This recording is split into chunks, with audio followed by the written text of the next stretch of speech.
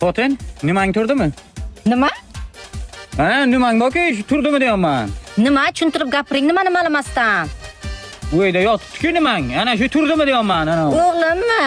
Ha, ana shu turdimi deyapman. Siz hayli uyda yotibdi. Bo'ldi, bor, chaqirib chiq. Hamshanga borish kerak.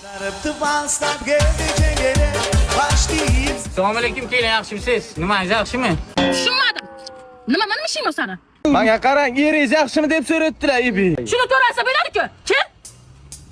Nimaga kelanding, Ismat? Shu o'g'lim nimangni ko'rib qolibdi. Bir kayf kelgan. Bir bersang shu nimang o'ynasa. Ana. Nimaga kayf ketdi? Ha? Ana, tarvuz topdingiz. Ha, ana shu futbol o'ynamoqchi bachalar bilan. Shunday demaysanmi? Hay, olaversin, o'ynasin. Men to'g'ri gapirsang bo'ladi shuni, Ismat. Endi siz amakina to'g'ri tushunmang. Bilasizki, dadam so'z boyli ekan. Shunga nima deyaveradilar-da. Ha, Musi kapak. Ana, hozir xotining ko'rdim, nimasi yomon gap degani?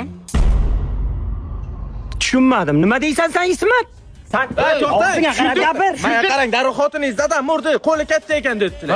Ha, shuni to'g'ri aytsang bo'lmaymi? Mayli, sog' bo'ling. Nima? Xotining ayt. Nimasini yopib qo'ysin. Uydan qaytan hammasi qarab o'tyapti. Nimani? Darvozangizni aytibdilar. Ha. Sog' bo'linglar. Shu Ismatni bir kun bittasi tilini qo'parib oladi-da.